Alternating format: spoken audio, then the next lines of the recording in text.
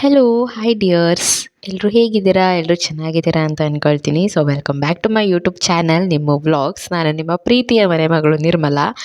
And ಇವತ್ತಿನ episode ಎರಡು ಕನಸು ಎಪಿಸೋಡ್ 30.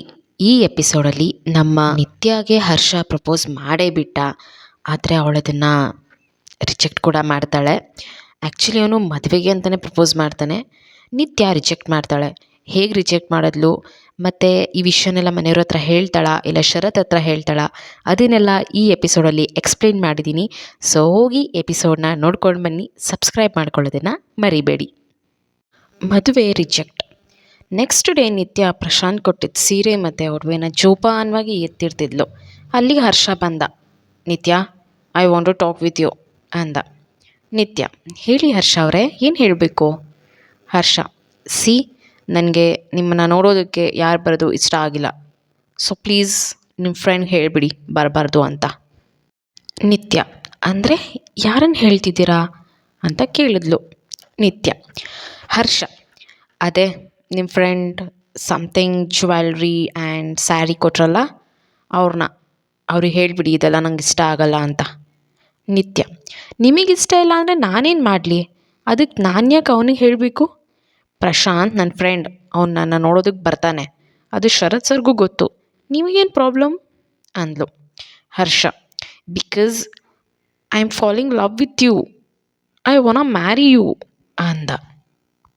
ನಿತ್ಯ ಅವನ ಮಾತು ಕೇಳಿಸ್ಕೊಂಡು ಕಂಗಾಲಾಗಿ, ನೋ ನೋ, ಅದು ಸಾಧ್ಯ ಇಲ್ಲ ಅಂತ ಕಿರ್ಚ್ತಾಳೆ. ಹರ್ಷ, ನಿತ್ಯ, what happened?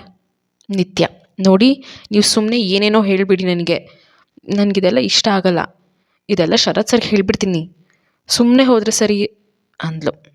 Harsha, okay, no problem, ಬನ್ನಿ ನಾನೇ ಹೇಳ್ತೀನಿ ಅಂತ ನಿತ್ಯ ಕೈ ಹಿಡ್ಕೊಂಡು ಹೇಳ್ಕೊಂಡು ಹೋಗ್ತಿರ್ತಾನೆ. ನಿತ್ಯ, ಹರ್ಷ ಬಿಡಿ, ನನ್ನ ಏನು ಮಾಡ್ತಾ ಇದ್ದೀರಾ ನೀವು? ನನ್ನ ಕೈ ಬಿಡಿ ಹರ್ಷ.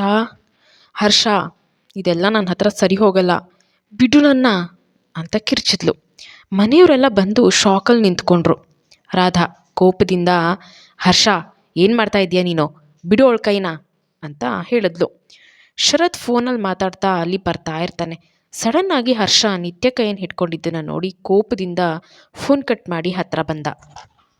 ಹರ್ಷ, what happened sister, what's wrong with you guys? Sharath, ಏನು ಮಾಡ್ತಾ ಇದೆಯಾ, ಬಿಡು ಬಿಡು ಅವಳ ಕೈನ ಅಂದ. Harsha, what's wrong with you bro, I love her and I want marry her ಅಂದ. ಎಲ್ಲರೂ ಶಾಕಾಗಿ ಅವನ್ನೇ ನೋಡ್ತಾ ನಿಂತುಬಿಟ್ರು. ಲತಾ, ಹೇಯ್, ಏ ದರಿದ್ರ ನನ್ನ ಮಗನೇ, ಏನೋ ಬಂದಿರೋದು ನಿನಗೆ, ನೀನೆಲ್ಲಿ, ಈ ನಿತ್ಯ ಎಲ್ಲಿ, ನೀನು ಇವಳಿನ ಮದುವೆ ಆಗೋದಾ, ಛೇ ಛೇ ಅಂತ ಅಸಹ್ಯ ಪಡೋ ಥರ ಹೇಳಿದ್ಲು. ನಿತ್ಯ ಅವನ ಕೈಯಿಂದ ತನ್ನ ಕೈ ಬಿಡಿಸ್ಕೊಳ್ತಾ, ಇಲ್ಲ, ನಾನು ನಿಮ್ಮನ್ನ ಮದುವೆ ಆಗಲ್ಲ ಅಂತ ಹೇಳಿ ಅಲ್ಲಿಂದ ಹೊರಟು ಹೋಗ್ತಾಳೆ. ಶರತ್ ಅವನ ಮನಸ್ಸಲ್ಲಿ, ನಿತ್ಯ ಮನಸ್ಸಲ್ಲಿ ಬೇರೆ ಯಾರೋ ಇರೋವಾಗ ನಿನ್ನ ಹೇಗೆ ಒಪ್ಕೋತಾಳೆ ಶರತ್ ಅಂದ್ಕೊಂಡು, ನೋಡು ಹರ್ಷ, ಇದೆಲ್ಲ ಸರಿ ಹೋಗಲ್ಲ, ಇದನ್ನ ಇಲ್ಲಿಗೆ ಬಿಟ್ಬಿಡು ಅಂತ ಹೇಳಿ ಅವನು ಅಲ್ಲಿಂದ ಹೋಗ್ತಾನೆ. ನಿತ್ಯ ಹೋಗಿ ಟೆರೆಸ್ ಮೇಲೆ ವಿಚಾರ ಮಾಡ್ಕೊಂಡು ನಿಂತಿದ್ಲು. ಅಲ್ಲಿಗೆ ವರ್ಷ ಬರ್ತಾಳೆ. ನಿತ್ಯ ಅಕ್ಕ, ನಿಮಗೆ ತುಂಬ ಬೇಜಾರಾಯಿತು ಅಲ್ವಾ, ನಮ್ಮ ಬ್ರೋ ಹಾಗೆ ಆಡಬಾರ್ದಿತ್ತು ಅಲ್ವಾ ಅಂದ್ಲು. ನಿತ್ಯ, ಒಂದು ಸಲ ನಮ್ಮ ಜೀವನದಲ್ಲಿ ನಾವು ಏನು ಅಂದ್ಕೊಂಡಿದ್ರು ಅದಾಗಲ್ಲ, ನಮ್ಮ ಜೀವನದಲ್ಲಿ ಏನು ನಡೆಯುತ್ತೆ ಅಂತ ನಮಗೆ ಗೊತ್ತಾಗಲ್ಲ ಅಂತ ಒಗುಟಾಗಿ ಏನೇನೋ ಮಾತಾಡಿದ್ಲು. ವರ್ಷಗದು ಅರ್ಥ ಆಗಲಿಲ್ಲ. ವರ್ಷ, ನಿತ್ಯ ಅಕ್ಕ, ಬೇಜಾರು ಮಾಡ್ಕೋಬೇಡ, ಸಮಾಧಾನ ಮಾಡ್ಕೊಳ್ಳಿ ಅಂತ ಹೇಳಿ ಅಲ್ಲಿಂದ ಹೋಗ್ತಾಳೆ. ಆಮೇಲೆ ಶರತ್ ಹತ್ರ ಬಂದು, ಅಣ್ಣ, ನಿತ್ಯ ಅಕ್ಕ ತುಂಬ ಬೇಜಾರು ಮಾಡ್ಕೊಂಡಿದ್ದಾರೆ, ಅವ್ರಿಗೆ ಸಮಾಧಾನ ಮಾಡ್ತೀಯಾ ಅಂತ ಕೇಳಿದ್ಲು. ಶರತ್ ಓಕೆ ಅಂದು ಅವಳನ್ನು ನೋಡೋದಕ್ಕೆ ಟೆರೆಸ್ಗೆ ಹೋದ. ನಿತ್ಯ ಅಳ್ತಾ ನಿಂತಿದ್ಲು. ಪಾಪ. ಶರತ್ ಬಂದ. ನಿತ್ಯ ನಿತ್ಯ ಅಂದ. ಆಗ ನಿತ್ಯ ಕಣ್ಣೀರು ಒರೆಸ್ಕೊಂಡು, ಹಾಂ ಸರ್ ಅಂದ್ಲು. ಶರತ್, ನಿತ್ಯ ಬೇಜಾರು ಮಾಡ್ಕೊಂಡಿದ್ಯಾ? ನೋಡು, ಹರ್ಷ ಮಾತಿಗೆ ನೀನು ತಲೆ ಕೆಡಿಸ್ಕೋಬೇಡ, ಅವನಿನ್ನೂ ಹುಡುಗಾಟದ ಹುಡುಗ, ಏನೇನೋ ಹೇಳ್ತಾನೆ ಅಷ್ಟೇ ಅಂದ. ನಿತ್ಯ, ಒಂದು ಸಲ ಸತ್ತೋಗ್ಬಿಡೋಣ ಅನಿಸುತ್ತೆ ಸರ್, ಆದರೆ ನನ್ನ ಮೇಲಿರೋ ಜವಾಬ್ದಾರಿಗಳಿಗೆ ಸುಮ್ಮನೆ ಆಗ್ತಿದ್ದೀನಿ. ಬದುಕು ನನ್ನನ್ನು ತುಂಬ ಆಟ ಆಡಿಸ್ತಿದೆ, ತುಂಬ ನೋವಾಗುತ್ತೆ ಅಂತ ಮತ್ತೆ ಒಗಡೊಗಡಾಗಿ ಏನೇನೋ ಮಾತಾಡ್ತಿದ್ಲು. ಅವಳು ಇಡೀ ಮಾತಿನಲ್ಲಿ ಜವಾಬ್ದಾರಿ ಅಂದಿದ ತಕ್ಷಣ ಶರತ್ಗೆ ನೆನಪಾಗಿದ್ದು ಪ್ರಶಾಂತೆ. ಪ್ರಶಾಂತ್ಗೆ ನಿತ್ಯ ಮಾತು ಕೊಟ್ಟಿದ್ದು. ಹಾಗೆ ಪ್ರಶಾಂತ್ ಇವಳಿಗೆ ಅವ್ರ ಅಮ್ಮನ ಸೀರೆ ಒಡವೆ ಕೊಟ್ಟಿದ್ದು ಅಷ್ಟೆ. ಶರತ್ ಅಂದರೆ ನಿತ್ಯ ಪ್ರಶಾಂತ್ನ ಇಷ್ಟಪಡ್ತಿರ್ಬಹುದಾ? ಅದಕ್ಕೆ ಪ್ರಶಾಂತ್ ಇವಳಿಗೆ ಅವ್ರ ಅಮ್ಮನ ಸೀರೆ ಕೊಟ್ಟನಾ? ನಿತ್ಯ ಈ ಮನೆಯಿಂದ ಈಚೆ ಹೋಗೋದಕ್ಕೆ ನಿರ್ಧರಿಸಿದಳ? ನಾನು ಬೇಜಾರಾಗ್ತೀನಿ ಅಂತ ಸುಮ್ಮನೆ ಇದ್ದಾಳ? ಜೋ, ಹೀಗೆ ನೂರಾರು ಪ್ರಶ್ನೆಗಳು ಅವನ ಮನಸ್ಸಲ್ಲಿ ಉಟ್ಕೊಳ್ತು. ಅದನ್ನೇ ಯೋಚನೆ ಮಾಡ್ತಾ ಹಾಗೇ ನಿಂತಿದ್ದ. ನಿತ್ಯ ಅವನನ್ನು ನೋಡಿ, ನಿಮ್ಗೇನಾಯಿತು ಸರ್, ಯಾಕೆ ಹೀಗೆ ನಿಂತುಬಿಟ್ರಿ ಅಂದ್ಲು. ಹಾಗಾದರೆ ನಿತ್ಯ ನೀನು ಪ್ರಶಾಂತ್ನ ಅಂದ.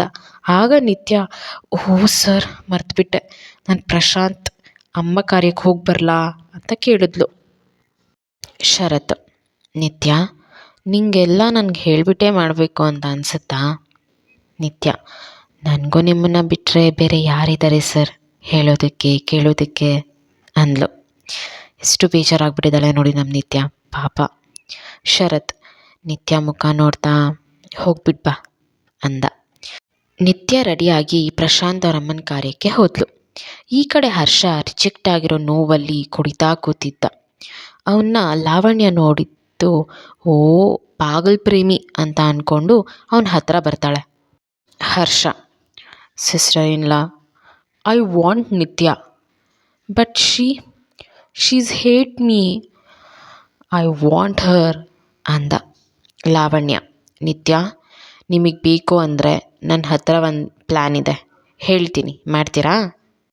ನಿತ್ಯ ನನ್ನವಳಾಗಬೇಕು, ಅದಕ್ಕೆ ನಾನು ಏನು ಬೇಕಾದರೂ ಮಾಡ್ತೀನಿ, ಹೇಳಿ ಸಿಸ್ಟರ್ ಇನ್ ಲಾ, ಏನು ಮಾಡಬೇಕು? ನಿತ್ಯ ನನ್ನವಳಾಗಬೇಕಷ್ಟೆ. ಲಾವಣ್ಯ, ಇವಾಗ ಬಟ್ಟೆ ಶಾಪಿಂಗ್ ಮಾಡಿದ್ರೆ ಟ್ರಯಲ್ ನೋಡ್ತೀರಾ, ಆವಾಗ ನೀವು ಹಾಕಿದ ಬಟ್ಟೆನ ಬೇರೆ ಯಾರಾದರೂ ಹಾಕ್ತಾರಾ? ಹರ್ಷ, ಇಲ್ಲ, ಅದು ಯಾರು ಹಾಕ್ತಾರೆ, ಅದು ಯೂಸ್ಡ್ ಅಲ್ವಾ ಅಂದ. Lavanya, same, exactly. ಅವನನ್ನು ನೋಡ್ತಾ ಇದು ಕೂಡ ಸೇಮ್ ಅಂತ ಹೇಳಿ ಕಣ್ಮುಚ್ತಾಳೆ. ಹರ್ಷ, ಅಂದರೆ ನೀವು ಹೇಳ್ತಿರೋದು ನಿತ್ಯನಾ? ಲಾವಣ್ಯ, ಎಸ್ ಅಂದ್ಲು. ಎಂಥ ಕಚ್ಚಡ ಐಡಿಯಾ ಕೊಡ್ತಾ ಇದ್ದಾಳೆ ನೋಡಿ ಲಾವಣ್ಯ ನಮ್ಮ ಹರ್ಷಗೆ. ಅವನೇನು ಮಾಡ್ತಾನೆ ನೋಡೋಣ.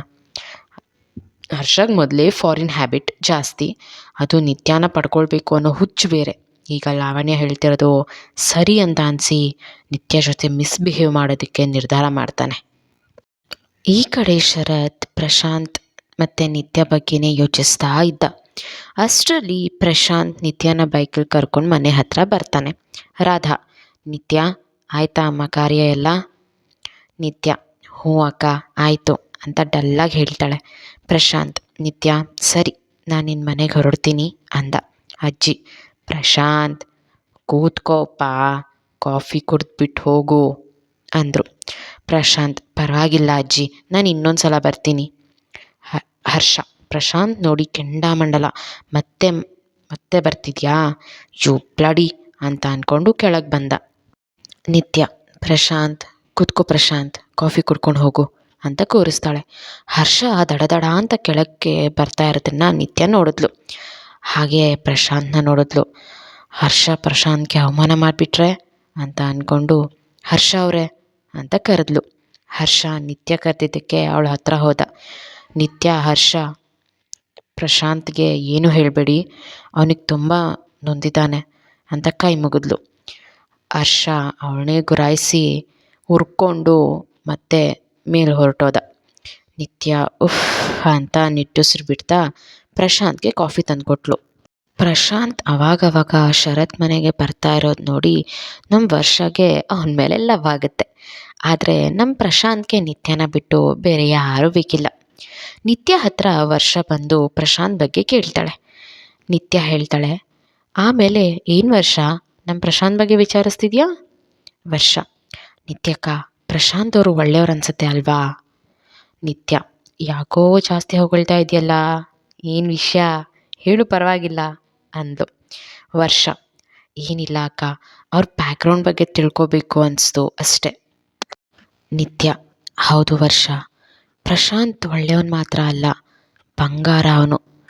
ಅವರಪ್ಪ ಚಿಕ್ಕ ವಯಸ್ಸಲ್ಲೇ ತೀರ್ಕೊಂಡ್ರು. ಅವನಿಗೆ ತಾಯಿನೇ ಎಲ್ಲ.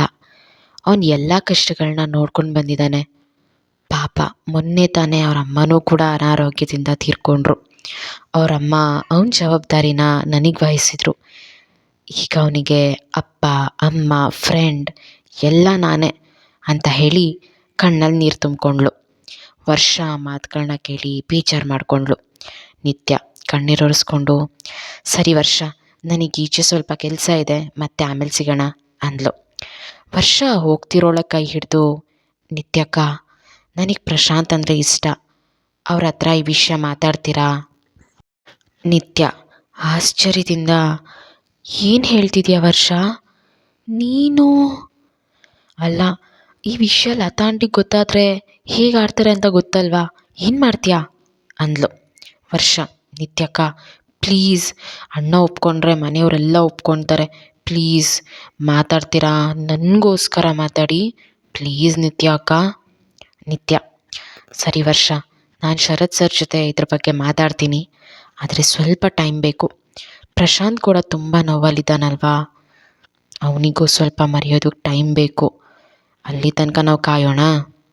ವರ್ಷ, ಆಯಿತು ಅಕ್ಕ, ನೀವು ಹೇಳ್ದಂಗೆ ನಾನು ಕಾಯ್ತೀನಿ, ಆದರೆ ಪಾಸಿಟಿವ್ ಆನ್ಸರ್ ಕೊಡಿ ಅಂತ ಕೇಳಿದ್ಲು. ನಿತ್ಯ ಸರಿ ಅಂತ ಅಲ್ಲಿಂದ ಕೆಳಗಡೆ ಹೋದ್ಲು. ಪುಟಾಣಿ ವಾಟರ್ ಬಾಲ್ ಅಲ್ಲಿ ಆಟ ಆಡ್ತಾ ಇದ್ದ. ಅಲ್ಲಿ ಒಂದು ವಾಟರ್ ಬಾಲ್ನ ತೊಗೊಂಡು ನಿತ್ಯಗೆ ಎಸ್ದ. ನಿತ್ಯ, ಚಿರು, ನನಗೆ ತಮಾಷೆ ಮಾಡ್ತೀಯಾ, ಇರು ಮಾಡ್ತೀನಿ ನಿಂಗೆ ಅಂತ ಹೇಳಿ ಅವನ್ನ ಓಡಿಸ್ಕೊಂಡು ಹೋಗ್ತಿದ್ಲು. ಆ ಕಡೆಯಿಂದ ಶರತ್ ಬರ್ತಿರೋದು ನೋಡದೆ ಅವನಿಗೆ ಡಿಕ್ಕಿ ಹೊಡೆದ್ಲು. ಶರತ್ ಬೀಳ್ತಾ ಇದ್ದ ನಿತ್ಯನ ಹಿಡ್ಕೊಂಡ. ಒಂದೇ ತೋಳ್ನಲ್ಲಿ ನಿತ್ಯ ಮತ್ತು ಶರತ್ ಒಬ್ರನ್ನೊಬ್ರು ನೋಡಿ ಕಳೆದು ಹೋದರು.